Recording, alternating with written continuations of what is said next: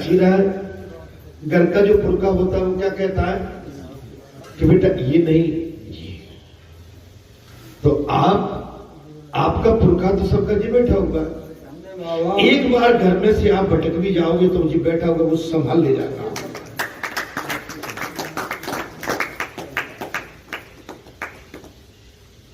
इसलिए मैं आपसे कह रहा हूं तो पता नहीं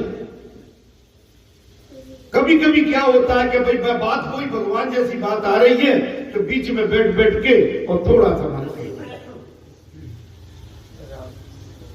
तो अजमा लेते एक आध 2 साल के लिए। देखो कितनी सहजता सरलता जी देखते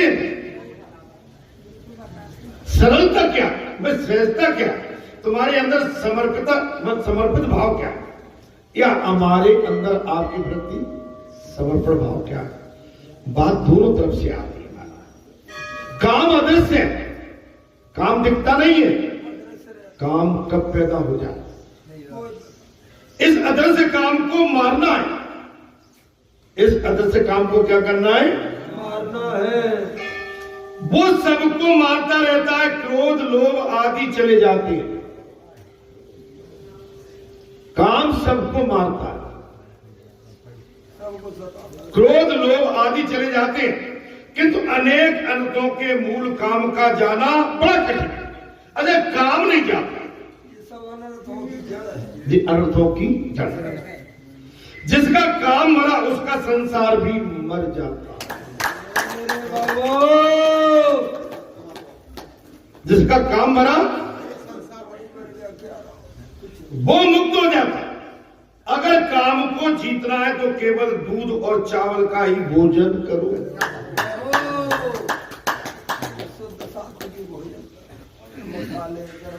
अब तो बात समझ में आ गई। हम इतने दिन से कहते हुए चले आ रहे लाल मिर्ची, अब जी कहते होंगे बाबा तो आता है जिससे लाल मिर्ची की मना कर देता है, गरम मसाले की मना कर देता है, लहसुन प्याज की चाट भंडार की मना कर देता है। जी हमारे अंदर उत्तेजना क्या, भजन की वृत्ति को खत्म करना, अहम लाना, तामसी वृत्ति हो जाना। महाराज अगर काम को जीतना है तो केवल दूध और चावल का ही भोजन करो। ठंडा रात्रि के समय गोपाल जी की पूजा करो और रासलीला का पठन करो।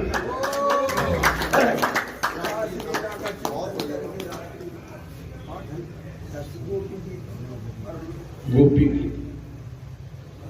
अब मुझे पता नहीं कि आप लोग किस तरह से अपना शयन कक्ष में संध्या वृत्ति करते होंगे, मुझे पता नहीं, लेकिन हमारा आपका जी कर्तव्य है कि जब शयन कक्ष में जाने के बाद में और बस भगवान को हाथ जोड़ो, चरण बदला करके और भजन करते हुए और शयन में चले जाए। रात्रि के दूसरे पैर के समय काम अधिक सताता है। अब कहोगे महाराज करे क्या, ये भगवान ने तो कथा कही है, कोई मैं तो बना के लाया नहीं। भगवान सुखदेव ने राजा परीक्षित के सामने साफ कह दिया, रात्रि के दूसरे पैर के समय काम अधिक सताता है। सो उस समय 12 बजे श्री कृष्ण का स्मरण और पूजा करोगे तो काम नष्ट होगा। हम इतने टाइम से आपसे कहते चले आ रहे हैं, आपसे कहा था वो सारी बातें आपके सामने आती। आप बताइए अगर इसमें किसी तरह का भेद पाते हो तो हमें बताइए। ये कथा तो आज आई है, हम तो जिस दिन से बैठे उस दिन से कहेंगे और हम वही कहेंगे जिसमें आपका परम कल्याण छिपा। हम वही मार्ग बताएंगे जिसमें आपका उद्धार हो। किसी भक्त ने पूछा श्री कृष्ण ने रात के 12 बजे ही क्यों जन्म लिया? कथा में प्रसंग आ गया, किसी भक्त ने पूछ लिया, बोले गुरुदेव भगवान श्री कृष्ण ने रात्रि के 12 बजे ही जन्म क्यों लिया? भगवान ने स्वयं उत्तर दिया, यदि मेरा कोई भक्त उस समय मेरी सेवा पूजा करेगा तो वो काम के अधीन नहीं रहेगा।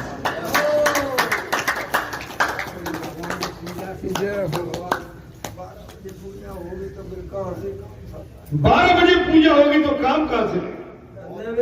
रात्रि में सोते भी आपकी आरती होती रहे। क्या होती रहे? तब तो आनंद।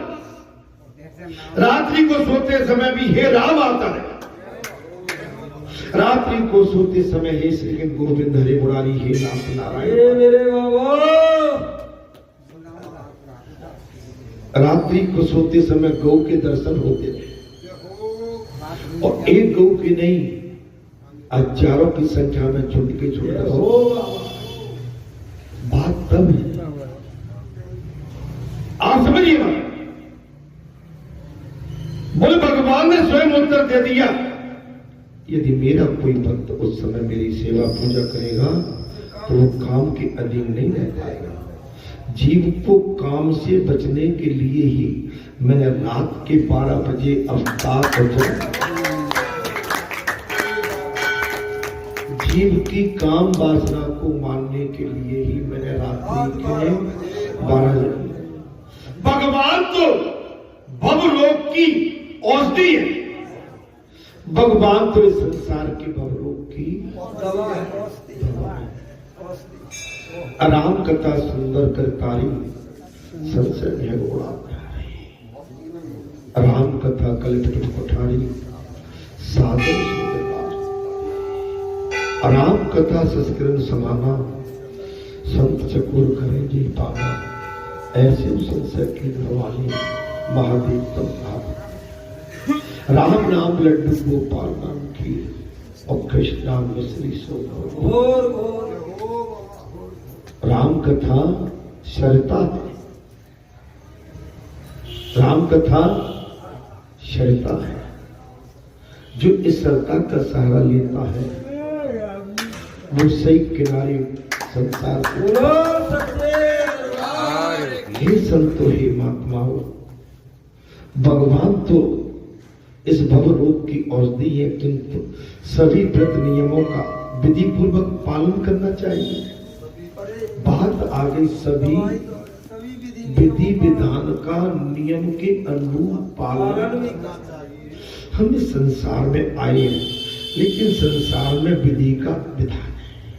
अभी आपने आनंद रामायण में सुना था कि भैया रावण ने पूछ लिया मेरी मौत किसके द्वारा है, तो रावण ने कह दिया भैया ब्रह्मा जी ने, कि भैया कौशल्या के पुत्र राम होंगे, राजा दशरथ के पुत्र होंगे, तेरा काल बन के वही आएगा। तो आपने देखा था कि रावण ने माने सीता हरण से पहले कौशल्या हरण कराया, लेकिन उसके पश्चात भी ऐसा हो पाया क्या? ये वही मेरा आपसे सबसे बड़े मेरे भाव से प्रार्थना है, जब जब जीवन में जो होना है हमेशा प्रसन्न रहो, मुस्कुराते रहो। जीवन में प्रसन्नता से बड़ी कोई अमूल्य वस्तु है। हमारे जीवन में घटनाएं आएंगी, आती रहेंगी, लेकिन हम उन घटनाओं से घबरा गए तो फिर इस संसार के इस भवसागर को पार नहीं करेंगे और चलेंगे। भगवान तो भवरोग की औषधि है। सभी व्रत नियमों का क्या विधि कोई पालन करता है? महापुरुष वेद शास्त्रों की मर्यादा का उल्लंघन कभी नहीं करते। कोई बात हो जाए मर्यादा हमारी तो मर्यादा से बढ़ के कोई जिस शब्द हमने भाभी कहा, वहां बैठे थे समाज बैठा, हमने कहा मर्यादा से बड़ी पूजा कोई है ही नहीं। जब मर्यादा नहीं, मर्यादा तो मेरा आपसे वही अनुरोध है, मर्यादा हमारी सबसे सर्वश्रेष्ठ महापुरुष वेद शास्त्रों की मर्यादा का कभी उल्लंघन नहीं करते। और ऐसा नहीं है हम भले ही यहां से कह रहे हैं जी तो बाबा बोले, लेकिन संसार में इस शरीर से भी मर्यादा का उल्लंघन हुआ होगा। कोई बचा नहीं है। लेकिन सुनने के बाद सावधान हो। स्वयं श्री कृष्ण भी ब्रह्म मुहूर्त के समय प्रातः 4 बजे संध्या का त्याग कर देते थे। आवाज आ गई कि नहीं बात? बात आ गई। अभी हमने क्या कहा था भाई, उठना पड़ेगा 4 बजे पूजा पाठ के लिए 2 घंटे की नींद अलग करना पड़ेगी।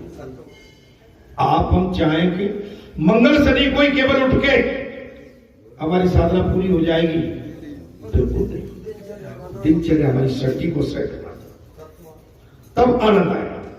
इसमें साफ कह दिया। क्या कहा महाराज? स्वयं श्री कृष्ण भी ब्रह्म मुहूर्त के समय प्रातः काल 4 बजे संध्या का त्याग करते। सही है, क्षमा करें। महाप्रभु वल्लभाचार्य जी त्रिकाल संध्या हमेशा करते थे। महाप्रभु वल्लभाचार्य जी 3 प्रातःकाल, दोपहर और संध्या काल, 3 संध्या। अब अपनी यहां कैसे होती है? एक तो अपनी ब्रह्म मुहूर्त में हो जाती है, और जहां सत्संग चलता रहता है तो फिर की हो गई, पट बंद हो गए और शाम को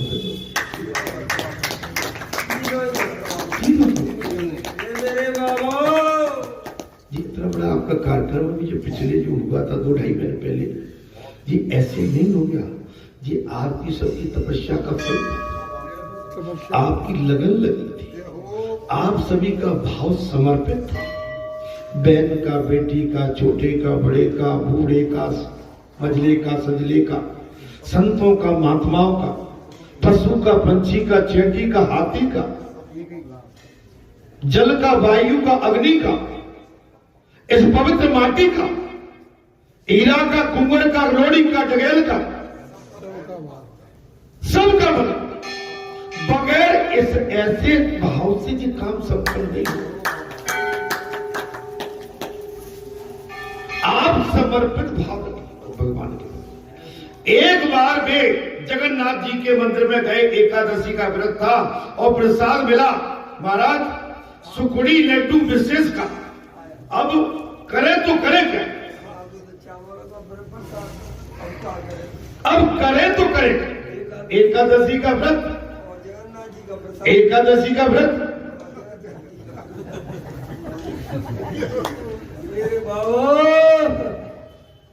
समस्या पड़ी।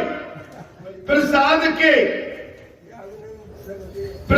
से एकादशी के व्रत खंडित होता रहा और महाराज प्रसाद न करने पर प्रभु के प्रसाद का अपमान होने जा रहा है। अगर नहीं खाते तो एकादशी गई। अब प्रसाद मिल गया और प्रसाद को नहीं खाते हैं तो भगवान का नाम, अब खाते हैं तो एकादशी का। तो इसलिए हमने कह दिया कि खा लूंगा,